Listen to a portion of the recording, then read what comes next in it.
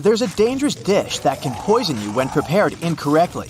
Everyday food like honey and cashew can be harmful too in certain conditions. You should know these facts before you eat some products. Have you ever chewed the seeds when eating an apple? Then you know that unpleasant taste the seeds have. That's because of cyanide. Don't be alarmed yet. The seeds have a protective cloak covering them. That's why cyanide doesn't enter your system if you accidentally swallow the seeds. Better be cautious though. Even small doses of cyanide can result in rapid breathing and more extreme and unpleasant results. Another danger lurking in your kitchen is potatoes, the ones with sprouts and green spots. Cutting off the green parts or sprouts solves the problem only visibly. The toxic substance called glycoalkaloid may have already spread through the whole potato. This substance turns some parts of a potato green for some reason. It's a sign for you. Eating this kind of potato can cause nausea, headaches, and other consequences. Are you a bubble tea fan? Then maybe you're familiar with cassava, aka tapioca. This is a root veggie, and it's cultivated in South America. It's also often used to make cakes and chips. It can be either sweet or bitter. It's common for root and tuber varieties of cassava to contain toxins. Tapioca must be prepared properly before you consume it. If it's served incorrectly or eaten raw, the consequences are pretty serious. But when it's processed correctly, it's delicious and safe to eat. Elderberries are known as a supplement to boost your immune system and help your body fight a cold or the flu. This medicinal plant needs to be handled and prepared with care too. If you eat unripe berries, they can do more harm than good. Here comes lectin and cyanide. These chemicals can cause stomach problems, for instance. This one makes me sad more than any other thing on the list. And this list includes a lot of healthy products. Anyway, here I spell it out. Popcorn. There are many studies saying that microwave popcorn is harmful for you. First, you consume the chemicals used in packaging. There are also flavoring additives that aren't healthy. Now remember that moment when you open the bag and hot popcorn smelling air goes up into your nose? It can lead to irreversible lung damage. For instance, there's a diagnosis named popcorn lung. A chemical used to provide microwave popcorn with its buttery flavor is related to that diagnosis. What can you do? Choose other packaging options or invest in an air popper. Air-popped popcorn has only 90 calories and less than 1 gram of fat. Yay! Number 6 is honey. Honey is a sweet liquid made by... I'm joking. But do you know that natural honey is dangerous to eat if the amount is more than a teaspoon? It has a toxin with a hard-to-pronounce name. To get rid of this toxin, honey has to go through a pasteurization process. Let's move on to cherry pits. If you don't chew or crunch them, you'll probably be fine. Yet, keep in mind that these pits contain prussic acid, and this stuff is poisonous. What about ackee fruit? It's the national fruit of Jamaica, and it turns out unripe ackee contains a poison called hypoglycin. Ackee fruit must be fully ripe if you want to eat it. In other words, this fruit should open up by itself. Once it's ready to be picked up, it'll split wide open. No to the highly toxic pink flesh or black seeds, and yes to the delicious creamy pulp near the seeds. Eating this fruit incorrectly can cause Jamaican stomach sickness. Fugu is the Japanese word for pufferfish and the dish prepared from it. What's interesting about this dish is that it can be the last dish in your life if you don't prepare it properly. This fish contains a very powerful toxin that's very dangerous to humans. A single fish has enough poison to harm 30 people. Because of this, Japanese chefs undergo years of training to get a special license. Despite all precautions and preparations, fugu still sometimes becomes the last meal for some people. Would you take that risk? Perfect ciders, cashews. They can also be very risky to eat when they're raw. You probably get cashews from stores with raw cashew labels, but they aren't 100% raw. Before they find their spots on the shelves, they're processed with steam to remove a toxin called urushiol. Cashew shells contain this toxin. What would happen to you if you ate these nuts raw? A dangerous allergic reaction if you have a tendency to allergies. This depends on your sensitivity to poison ivy. Speaking of raw food, raw kidney beans are risky too. They contain a toxin called lectin. This one can give you stomach aches and other digestion-related issues as a bonus. All you need is to swallow 4 to 5 raw beans to experience these side effects. Red beans are rich in plant-based protein, essential vitamins, and minerals. Cook them correctly to enjoy these goodies. For this, keep dried red beans on the stove for at least 10 minutes. Boiling them for a shorter time and at a lower temperature can actually increase their toxicity. Beans can become even more toxic than if they are consumed raw, so yeah, a minimum of 10 minutes at high temperatures. Eating too many untreated bitter almonds can cause many unpleasant symptoms and health issues. Rhubarb leaves are a bit tricky too. You can eat the stalk, but don't munch on the leaves. The leaves contain oxalic acid, which ties to calcium. This makes it harder for the body to absorb the needed amounts of calcium. Mushrooms. For plenty of people, pizza and pasta wouldn't be so great without mushrooms. We all know that mushrooms are kinda unpredictable, especially if they grow in the wild. Here are 2 of the most dangerous ones, the death cap and the destroying angel. Starfruit is a risky choice for people with sensitive kidneys. If you're one of them, you might want to keep this fruit out of your meals.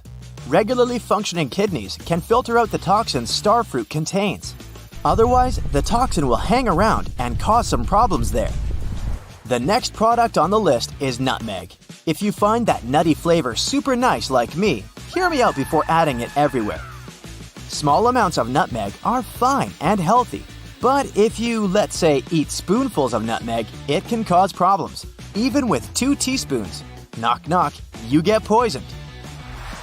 Canned tuna can be a lifesaver. It's not pricey, it's a good source of protein, and with its help, you can prepare a delicious meal quickly. No cooking, just lettuce, bread, and a few more ingredients. There you go. How about 3 to 5 times a week?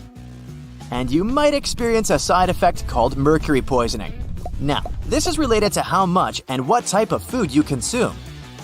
Canned tuna contains mercury, and that's why eating too much of it can lead to mercury poisoning.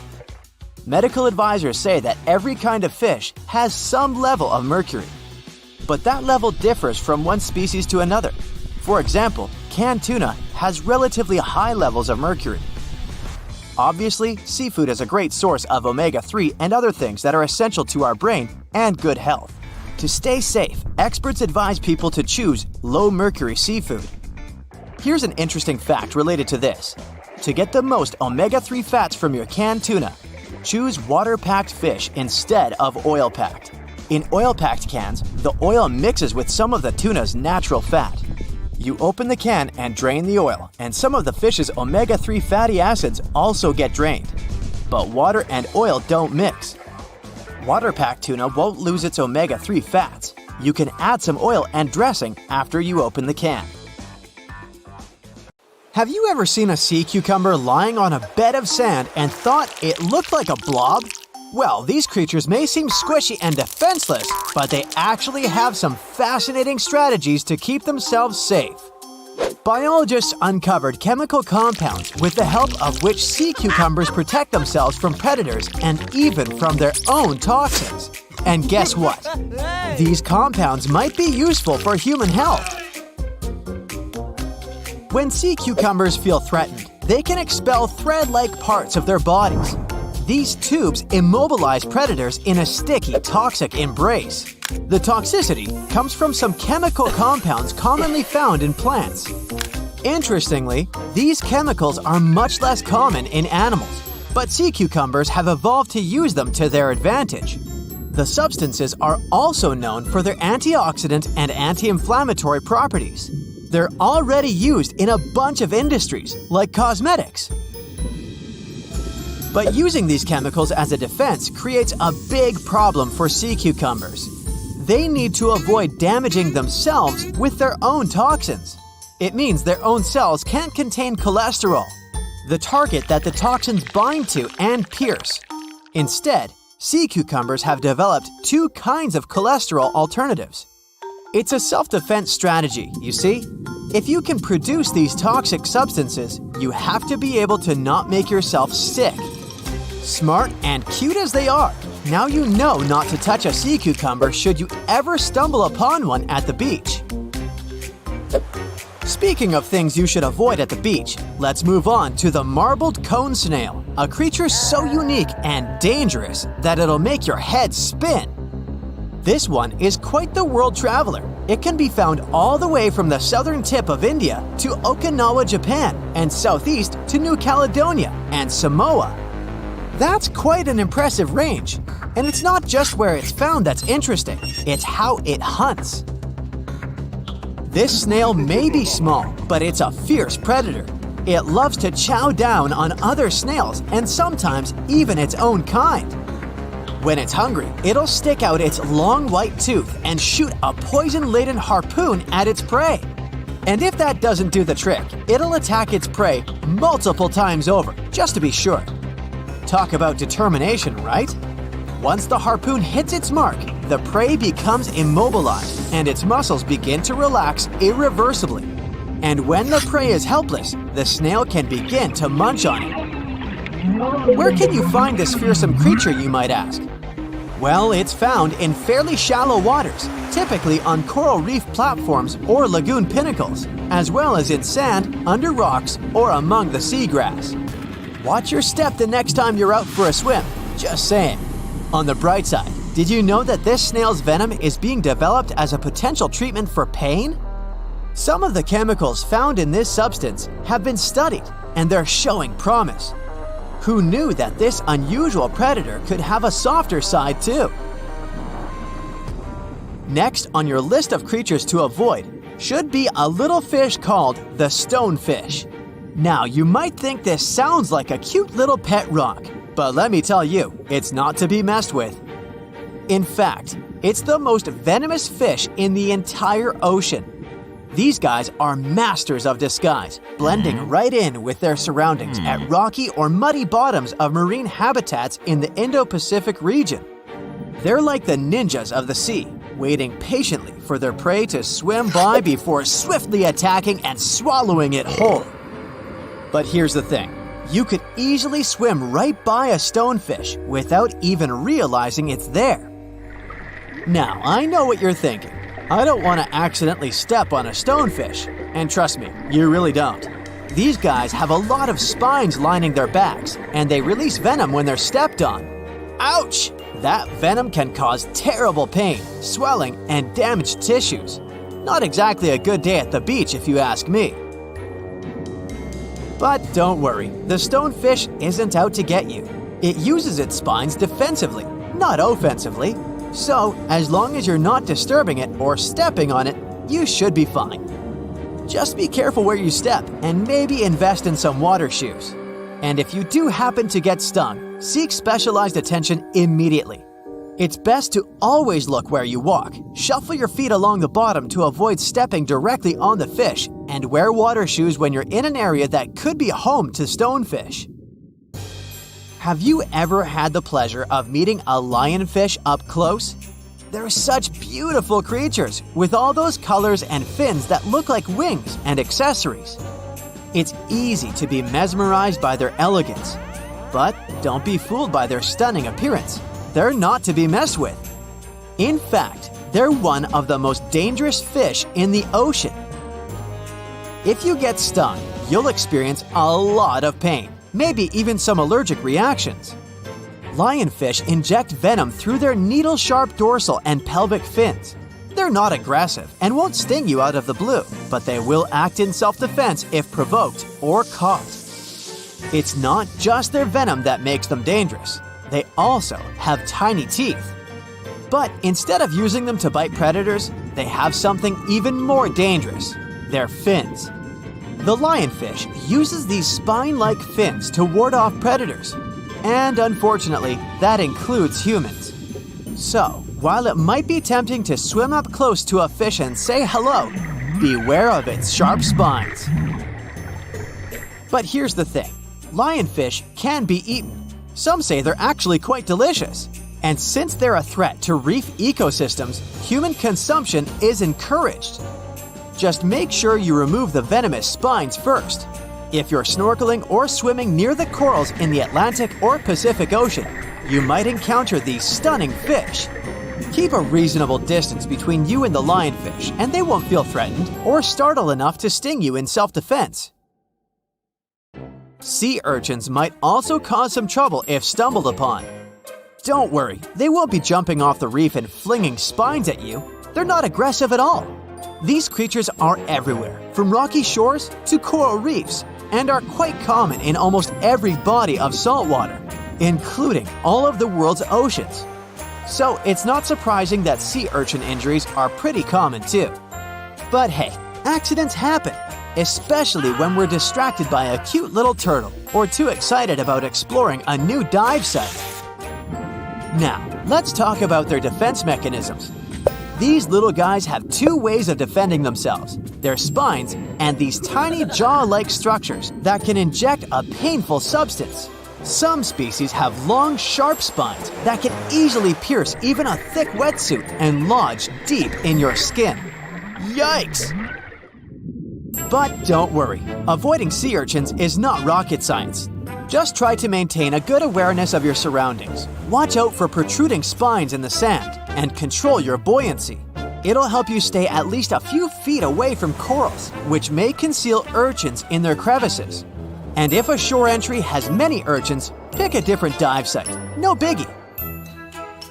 Now let's talk about first aid for sea urchin stings. Soaking the area in hot water for up to an hour and a half can break down the dangerous substance and alleviate the pain.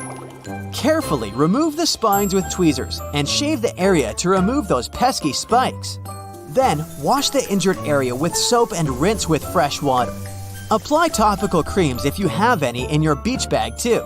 And of course, watch for signs of allergies and contact a specialist immediately if you notice something weird. But hey, let's not forget that sea urchins are just one of many hazards of the deep.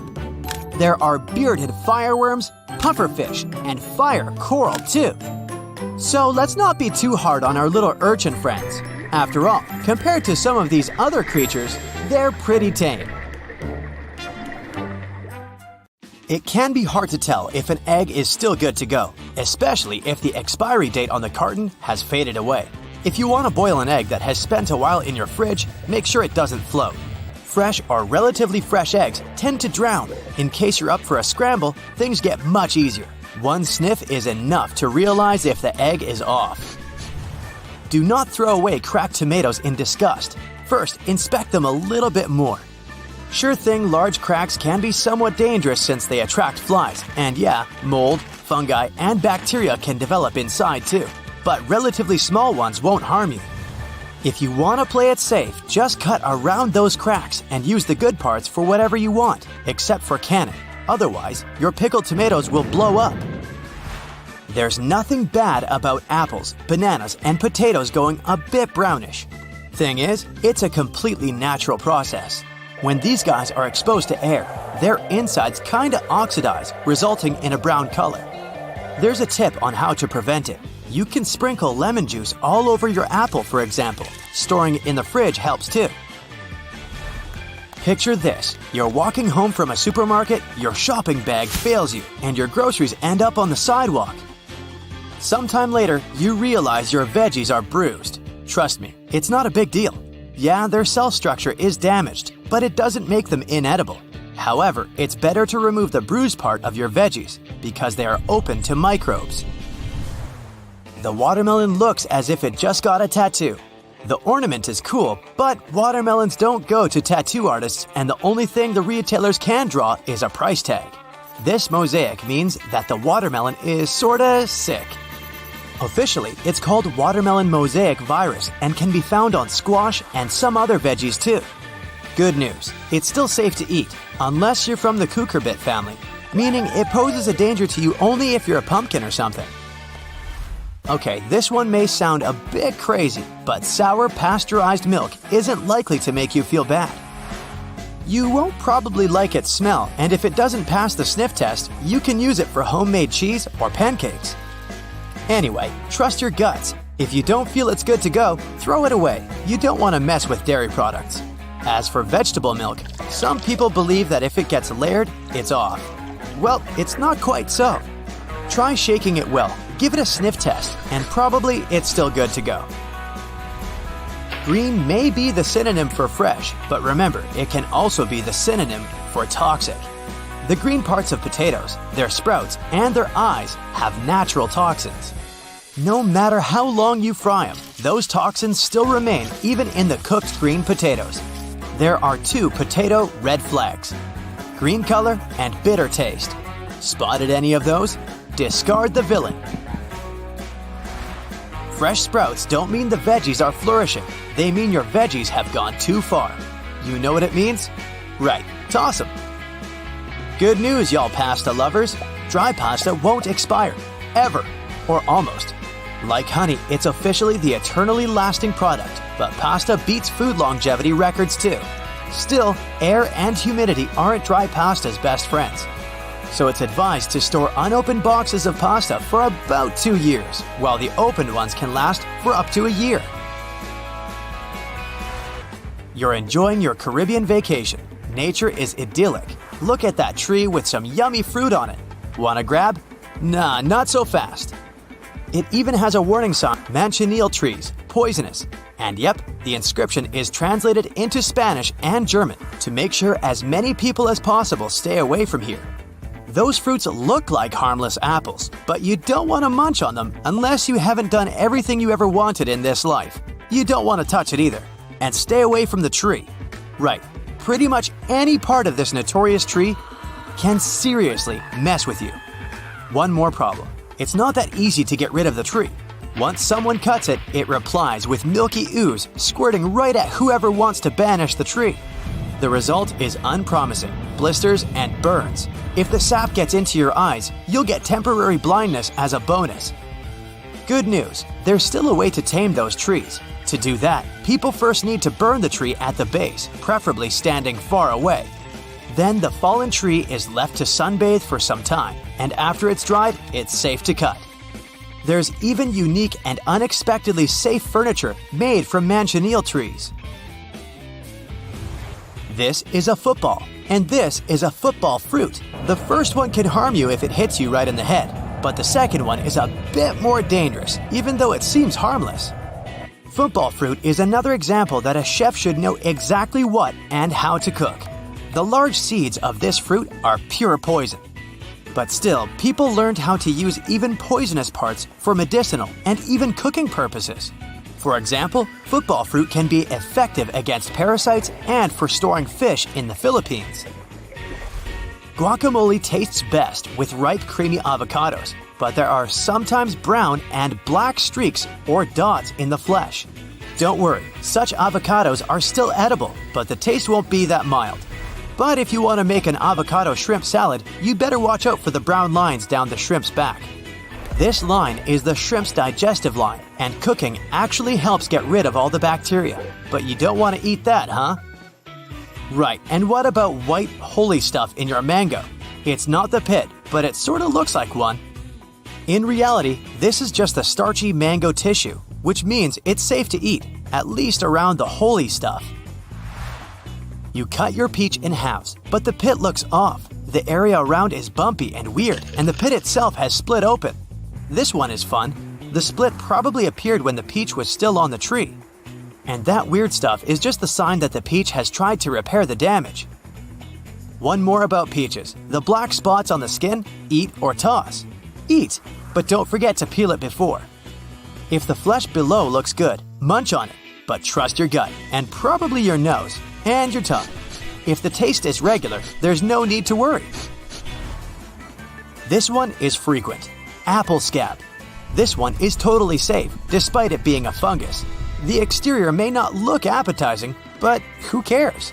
The important thing is that it's still yummy. But still, it's better to cut the fungus-infested part.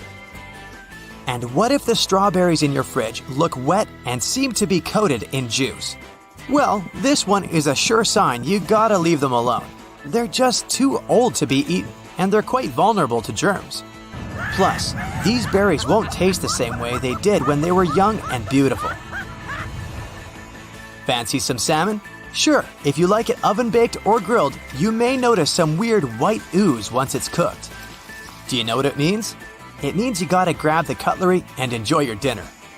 This ooze is just coagulated protein, and it's perfectly edible. Bon appetit!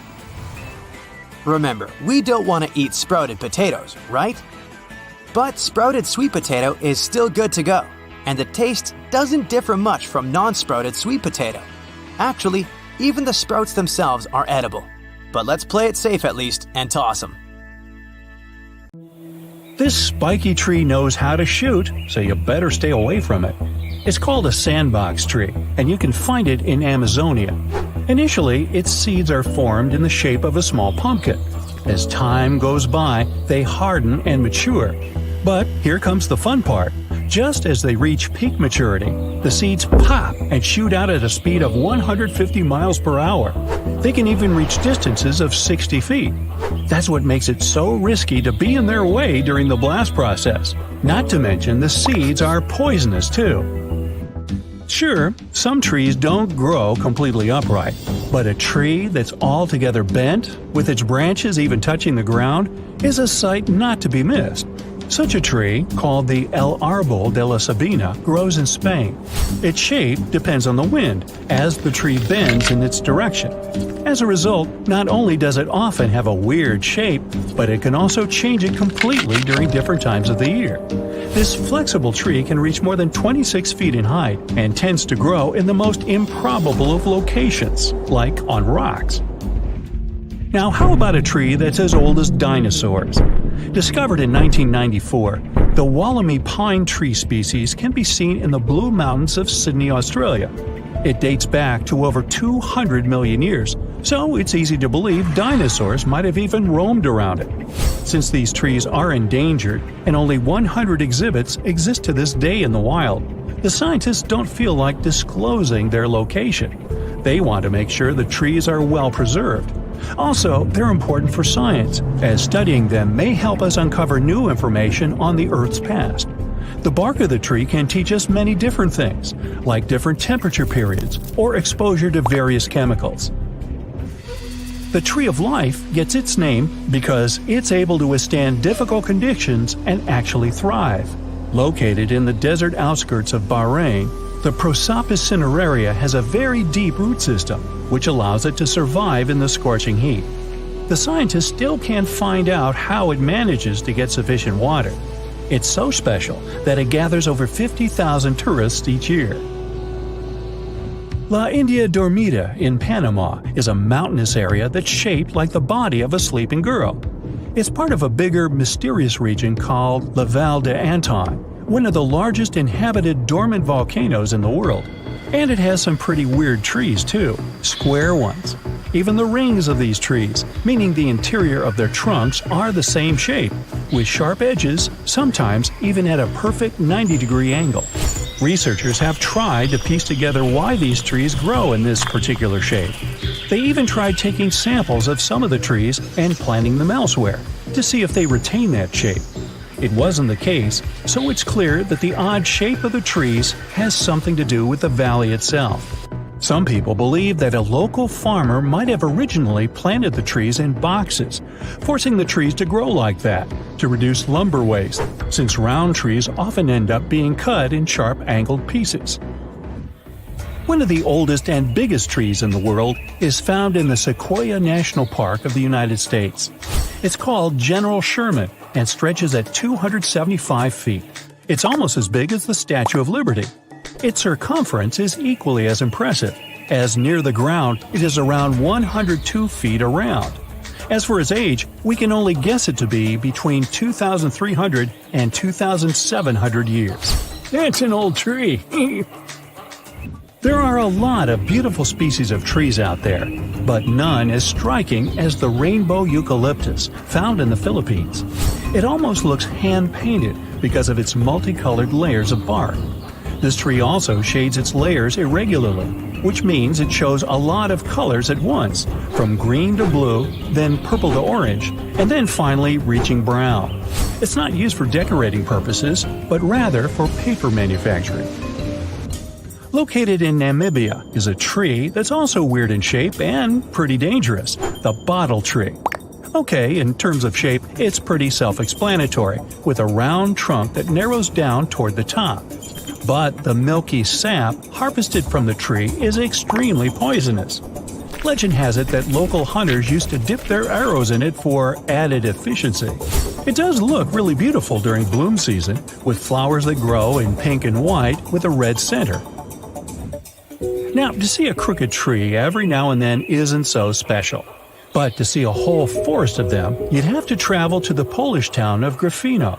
Near it, there is a forest made out of 400 oddly shaped trees. They've been curved with mechanical intervention. They didn't just grow like that, but their purpose remains a mystery to this day.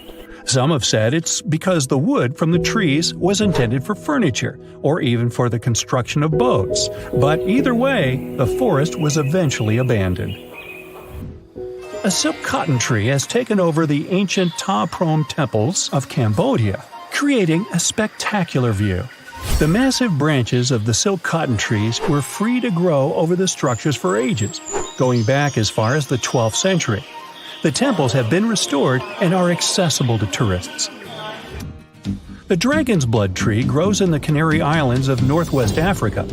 Locals used to say that once a dragon passes away, it transforms into a tree. Standing at an impressive 50 feet in length, the tree is named like that due to its red sap, which can be harvested from the bark. The red substance to this day is used for dyes and in medicine. One of the biggest, oldest, and most impressive trees in the world is the Sunland Baobab Tree. It's 72 feet high and has a circumference of 155 feet. It's located in South Africa. What makes it even more spectacular is the fact that it is naturally hollow inside. So, a small lounge was set up inside the tree back in 1933. It initially could support up to 20 individuals, but it can now host up to 60 people. Not to mention, the tree dates back over 6,000 years. The silver birch tree spread across Scandinavia and northeast Europe and found a way to reflect light. Its bark became lighter in color, and during the colder season, when its branches also freeze over, the site is something of a natural winter wonderland. It also developed a partnership with a fungus that connects to its roots and fans out under the forest, gathering up nutrients that trees can't reach. For these services, the tree gives the fungus sugars in return. The birch's companion is dangerous and shouldn't be consumed by people. It's easy to recognize with the classical scarlet-topped red-sprinkled mushroom head. A natural festival not to be missed is Japan's cherry blossom season. The pinkish-white blossom is deeply rooted in Japanese culture, going hand in hand with a local saying called Mono no Arare. Was I even close on that? Which relatively translates to the fact that everything is temporary, regardless of how perfect or beautiful it is. Should you ever visit Japan, you'll quickly see that the cherry blossom symbol is everywhere, from company logos to even clothing or household items. Yosemite National Park in California once had an amazing tree structure that was turned into a tunnel. It was a coast redwood tree, stretching 227 feet tall. It was nicknamed Wawona, the Native American word for the hoot of an owl. The tree fell in 1969 because of a heavy snow, but it survived as an ecosystem for animals, plants, and insects. It's now called the fallen tunnel tree. One tree species known as Verkapasvivervet, well, you read it, is the rarest plant on Earth. The Guinness World Record book recorded one single tree of its kind off the coast of New Zealand. It wasn't always that lonely, but humans brought goats to the island, which nipped at every other member of its family. Ow!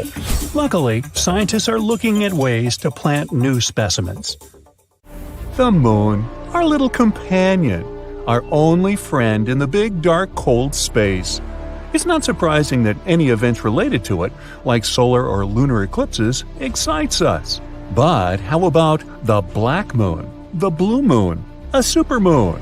Have you ever heard of them? Well, let me tell you about it and how you can observe them. Let's get your calendars ready. The distance between the Earth and the Moon is 238,900 miles, I've measured. Feels not so far, doesn't it? But trust me, most people greatly underestimate this difference. Did you know that every planet in the solar system, including Jupiter and Saturn, would fit between the Moon and us? Yeah, I couldn't believe it myself. The Moon is tidally locked to the Earth. That's why it's always turned to us with only one side.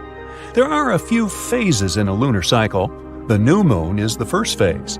The sun illuminates the unseen side of our satellite, so we can't see the moon. It's almost invisible in the sky. The rising moon is the gradual growth of the light part. The full moon is the phase during which the sun completely illuminates the visible side. The descending moon is a gradual waning of the light part. And finally, another new moon, and the whole cycle starts again. There are 29.5 days in a lunar cycle, so it takes around a month if we're not talking about February. But why am I telling you all this?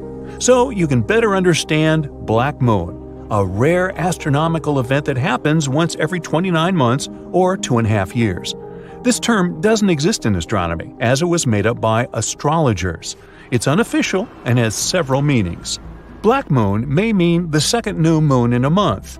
Usually there's only one new moon per month, so having two is a rare phenomenon.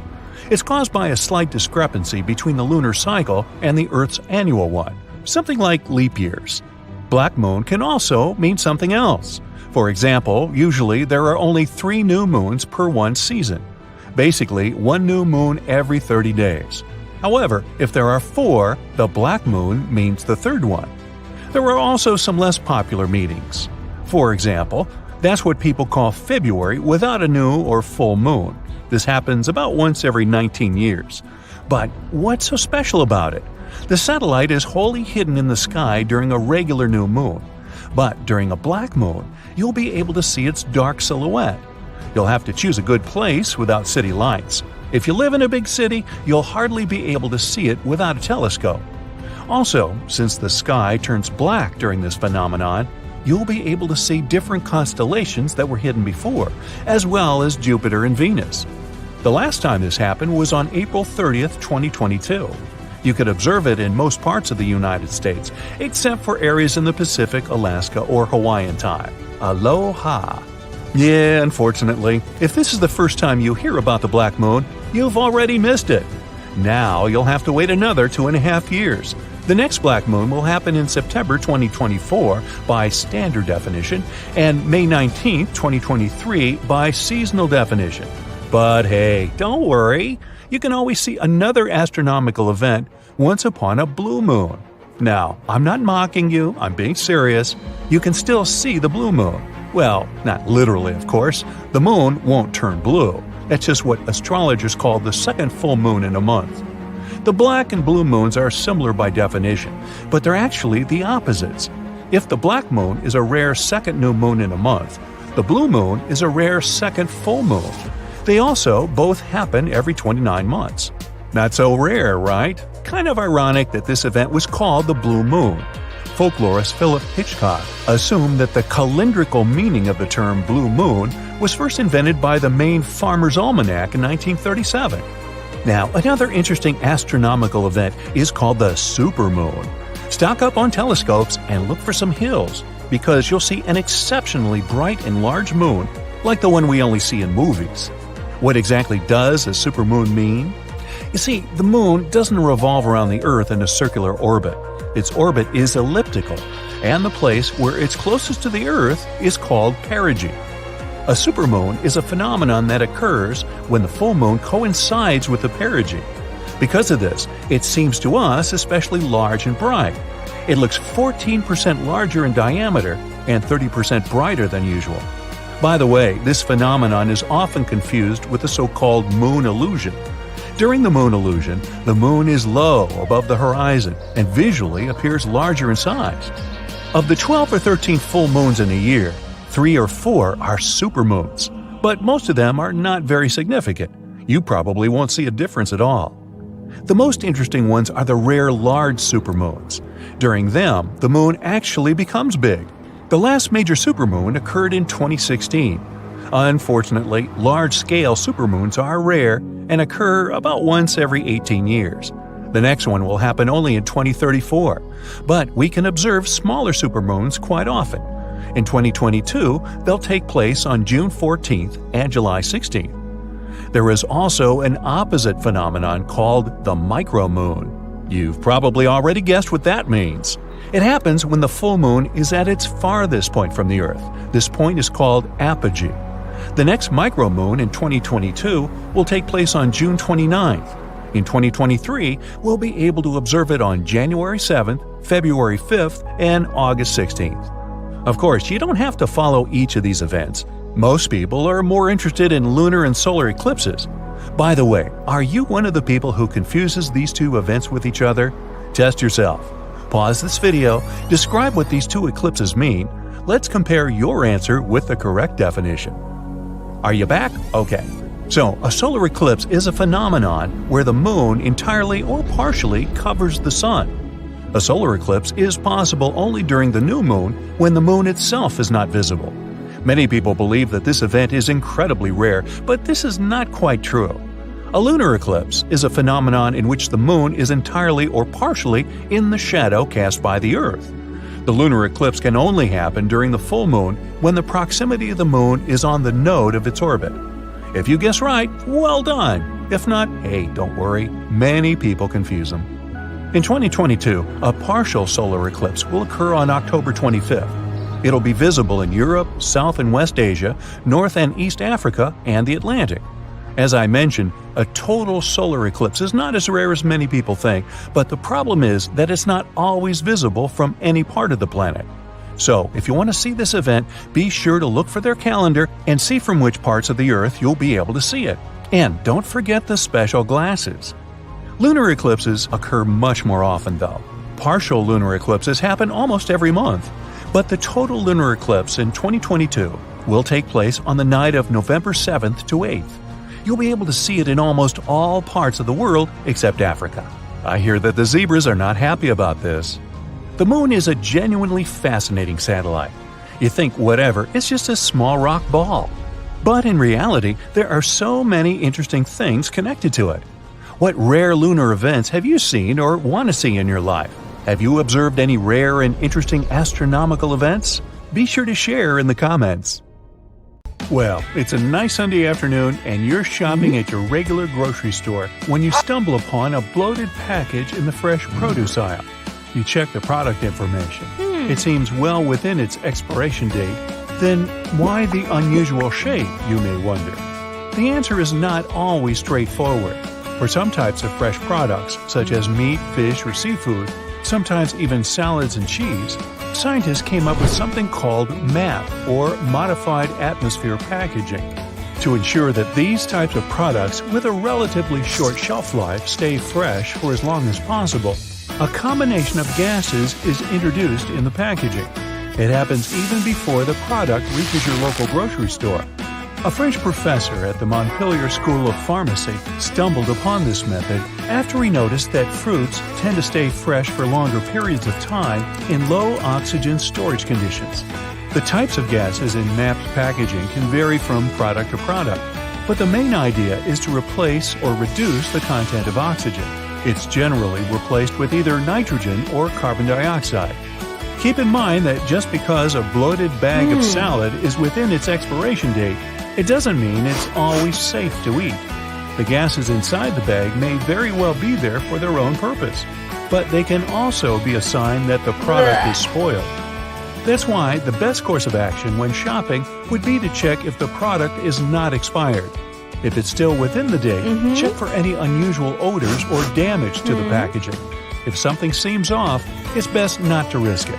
You can reach out to any of the store staff if you have any questions or concerns. Most supermarkets these days have a layout which allows for a logical shopping order, like buying non-perishable items first, then adding refrigerated or frozen products. Fruits and vegetables should come last since you won't want them at the bottom of your shopping cart. Nobody likes a squished tomato. While I'm on the subject of fruits and veggies, try to get them earlier in the morning if possible.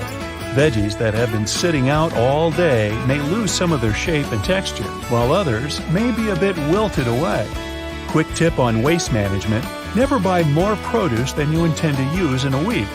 Most fruits and vegetables don't even last that long, so it's best not to give in to cravings.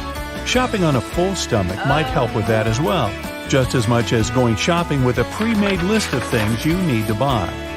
Thoroughly inspecting the package of every product might save you some hustle later as well. Refrigerated products need to feel cold to the touch, whilst frozen ones need to be solid and with no sign of leakage. When you get home, make sure you refrigerate all the necessary items as soon as possible.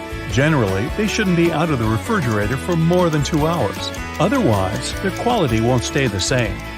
Buying potted herbs from the grocery store may not be the first thing on your list, but it's surely something to consider.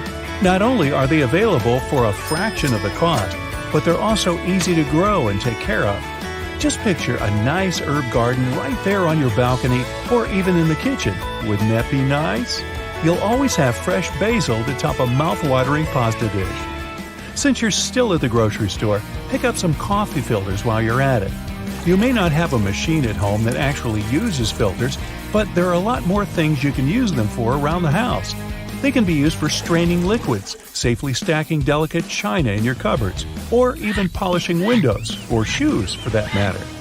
If your favorite fruits and vegetables are on sale, but buying large quantities would mean they go to waste, consider freezing them. You can stock up on items for smoothies, especially for the colder season when there are limited options for fresh fruits. And don't just grab the first thing on the shelf, especially if it's likely to go bad quickly. Stores restock their produce following a first-in, first-out layout, so the items at the back of the shelf will always be a tad bit fresher. The same goes for tea if you prefer it to coffee. Switch to buying loose-leaf tea, and you'll not only reduce the cost, you'll also be able to make your own homemade tea blends. Loose-leaf tea also has a stronger flavor than tea sold in tea bags. As for the other household stuff, stock up on items such as light bulbs, paper towels, or batteries. Chances are you'll always be needing at least one of these items, so it's best to buy them in larger quantities when on sale. They never go to waste, and let's face it, it's always annoying when you run out of batteries at home and your TV remote stops working. Hey, tell me about it. Try to reduce the number of times you go to the grocery store to buy just one item. It's inefficient, and most likely, you'll end up buying things that you don't actually need. That shopping list starts to make a lot more sense now, doesn't it? Another list worth making, the one containing whatever you have in the fridge. Try to create such a list at least twice a week. Meal planning for at least a week in advance will also help you reduce impulse buying. If you already know what you'll want for dinner on Wednesday, why add anything else to the cart if it's unnecessary? At the same time, start getting creative with your leftovers. There's no need for them to go to waste when you can mix and match or add some additional herbs and flavors to spice them up. Store leftovers in transparent containers for added visibility, and don't be afraid to set out a leftover day during the week. It's also nice to look at them as ingredients rather than leftovers. Use extra leftover pasta or steamed vegetables for a frittata or an omelet. Blend together cooked vegetables with some tomatoes to create a pasta sauce. Put together some wraps for the next day's lunch with anything from leftover cooked rice to meat and vegetables. Or, if you're really looking for the easiest method to save leftovers, you can always turn them into soup. Last night's vegetable side dish can turn into a wholesome lunch if you simply add a can of broth and blend it all together. Even a 2-day-old loaf of bread can be salvaged if you cut it diagonally, sprinkle the slices with some herbs and olive oil, and pop them in the oven for a couple of minutes. You'll then have yourself some nice homemade croutons for that previously mentioned soup. A little label know-how never hurt anyone either. Be on the lookout for ingredients you've never heard of or those you can't pronounce. An item that usually has more than 5 ingredients listed on the packaging should be avoided. Even the way you carry your groceries in the supermarket can affect how and what you buy. If you prefer baskets to shopping carts, you're more prone to impulse searches. That's what a study published by the Journal of Marketing Research claims. It happens due to the effort you put in actually carrying the items around. Choosing a shopping cart will most likely make you comfortable enough to browse through enough products and read labels thoroughly. When your grocery list is not too big, go for the self-checkout aisle if available. Studies have shown that impulse purchases are lowered by up to 32% if you actually scan your own items on the way out. That's because the regular checkout line is specially designed to keep you from letting go of any items you might have reconsidered buying. There's literally nowhere you can put down your undesired products outside of your grocery cart, and if there's anyone else waiting in line behind you, good luck sliding out. The food arrangement on the shelves can also pose a threat to both your budget and your habits. Since people are more inclined to buy the items they see first, the most expensive products are placed at eye level, and the budget options are placed on the top and bottom shelves. Take your time and scan your aisles of interest. You'll be surprised to see that most items placed on higher or lower shelves are often not only more cost-effective, but also less packed with additives or artificial flavoring. Hey, be careful. It's a jungle in there. In many cities and forests, there are color markings on trees that look weird to an unknowing spectator. In fact, most such markings are used for two reasons: to make the trees to be cut or left alone stand out from the rest, and to make an owned forest boundary line visible.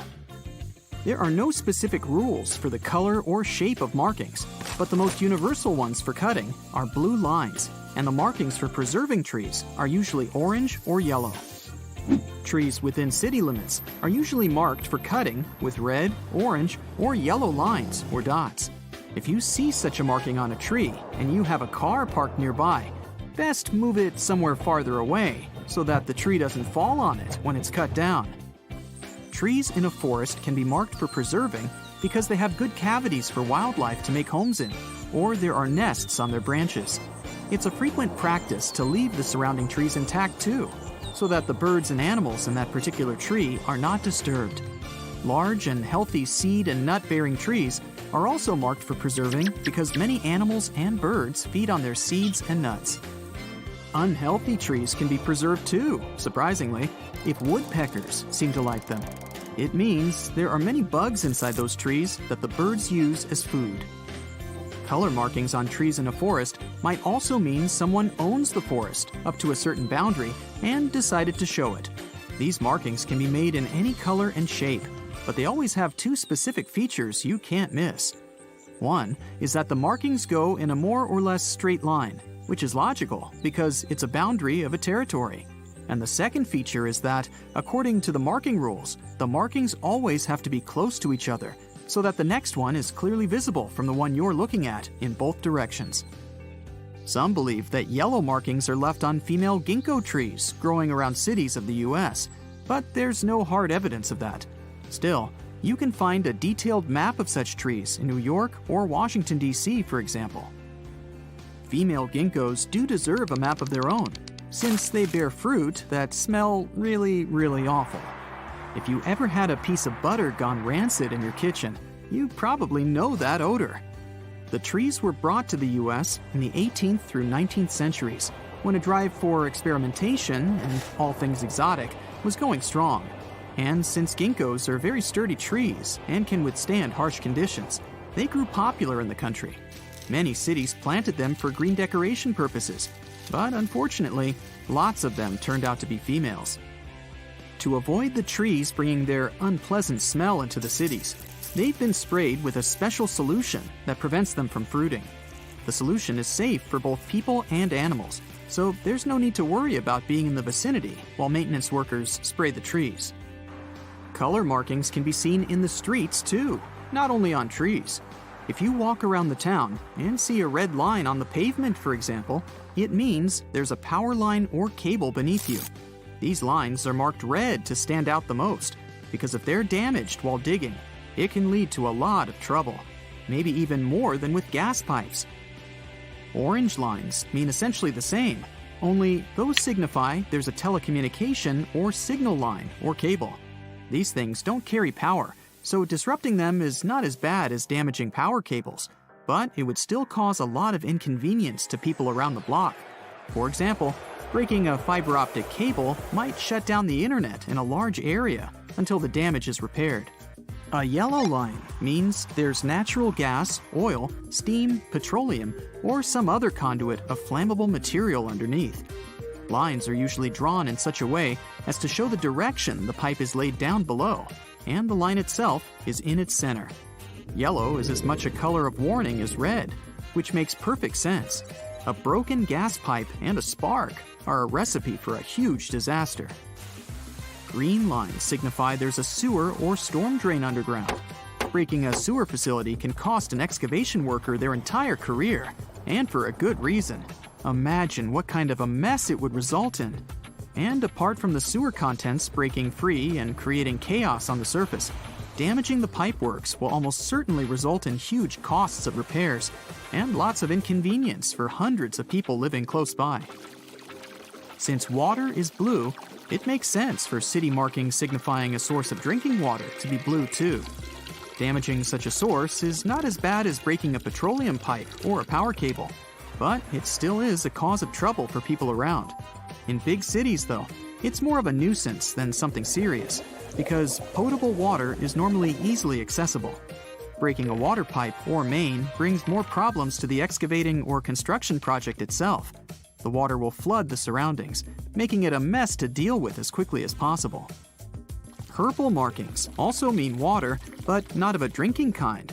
Lines of this color signify there's a source of irrigation or reclaimed water down below. Such water is taken from sandblasting or power washing and is normally used for industrial or gardening purposes afterwards.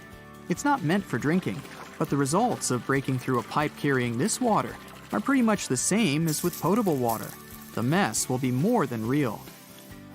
Pink markings on the ground are left by land surveyors. When there's a legal argument for property limits, for example, an independent surveyor will leave pink lines on the ground to mark the boundaries. These can also be left at proposed construction sites for the same reason.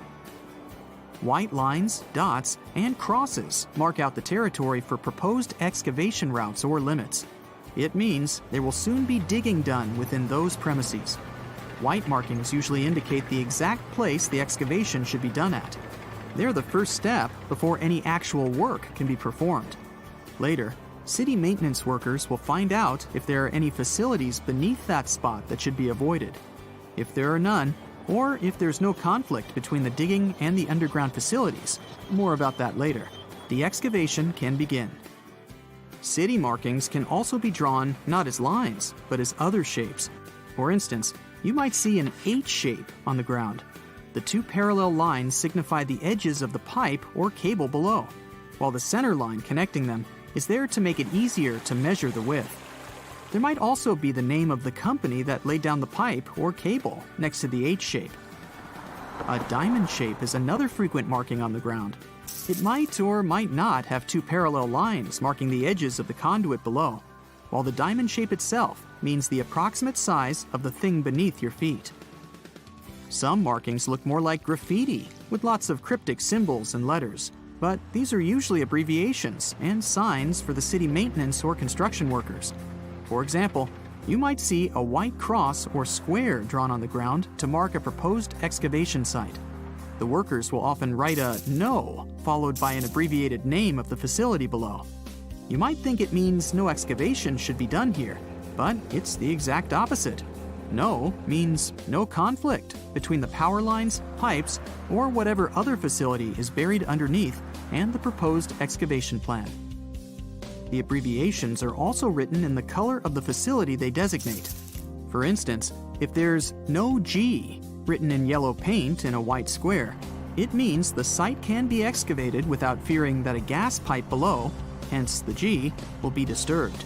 And if there's a telecommunications cable underneath, the city services will often draw an orange "No" and then an abbreviated name of the company that laid down the cable.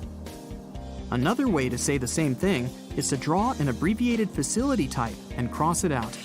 A yellow G, sometimes in a circle, means a gas pipe below, and if it's crossed out, there should be no worries about excavating in this area. No gas pipes will be damaged. When you think of the world's most dangerous bird, as I do sometimes, eagles or vultures may come to your mind. Surprisingly, these awkward cassowaries may cause way more damage than the other more notorious angry birds I first mentioned. The largest cassowary species may be as tall as an average person and weighing as much. These plump birds can't fly, but neither can you. Plus, they run fast, so don't you try to escape from them. They can reach you even in water since they're great swimmers.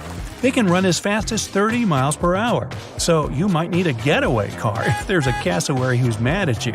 But don't worry, their attacks are quite rare anyways. Mute swans are gorgeous, graceful creatures. At least that's what we all think. But touching one of these 28-pound birds is a bad idea. They have bony spurs in their wings that they use to take enemies out. Their wingspan is about 8 feet, and they can slap you with all of that. And they also bite. Don't ever get too close to one. They regularly go after humans, especially if the bird has younglings nearby. And don't let the name fool you either. They aren't mute. Swans can hiss loudly and even bark. Good warning signs that you're encroaching a bit too close. Humans and magpies have always had weird, almost love-hate relationships. These medium-sized birdies can be pretty aggressive at times, but if you treat them well, you'll probably become friends. They can recognize human faces, and they're sure to come back to your balcony if you treat them to something yummy. If you offend a magpie, they're gonna remember that too and bear some grudges. So keep an eye on your eye. Pardon the pun. Pelicans are symbols of love, and they say they're ready to sacrifice their own life to protect their offspring. Now it's clear why they can swallow the entire prey without even chewing it or tearing it. You just don't want to go near their nest. Sure, you're not a tiny fish and pelican beaks are too small for a human being, but you don't want to be bitten now, do you? Okay, this one's going to frighten you only with its name. A shoebill stork is an impressively large bird, up to 5 feet, just below the average human height. No wonder they can fight a crocodile. Alright, a baby crocodile. But they need only their super powerful jaw to win in one hit. Still not afraid? Well, they make blood-chilling noises as if you were in some action blockbuster movie. If you think these cowardly ostriches don't pose any danger, you got it wrong. Twice. First, they actually don't shove their heads in the sand. It's an optical illusion. And yeah, how are they even supposed to breathe in the sand? Second, these guys are kinda overprotective parents. So if you ever want to approach their young, these heavyweight beasts who can run as fast as a car within city limits are gonna come for you. Not scared yet? Well, you should be. Ostriches are the closest living relatives to T-Rex, together with chickens. What seems look quite harmless, except for their foul smell, but that's another story. But their babies have notorious wings. The chicks' flappers have 2 distinct claws that are multi-purpose. First, they are a sort of protection against predators. And second, they help them climb trees in case the baby's out of the nest. Once they grow up, the claws disappear just like milk teeth. Size doesn't matter at times. If you were a hummingbird, you'd have to eat almost 300 pounds of food per day to maintain normal weight with that little bird's metabolism. But the lifespan would be way shorter too, only about 3 to 5 years. If you dye your hair, you probably have more in common with a bearded vulture than you might think. We're probably the only 2 species in the world who use dye on purpose. Vultures dye their feathers with red soil to show their dominance over other birds. People, well, we just like changes. California condors may not be as large as an aircraft, but they're huge anyways. Their wingspan is almost 10 feet. These are potentially dangerous for people, but chances that you ever meet them are slim. There are only about 200 of them left in the US. Here you are, looking for something yummy in the fridge, but you just can't see what you really want.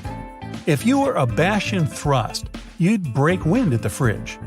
Sounds gross, but that's apparently the way these birdies look for hiding worms.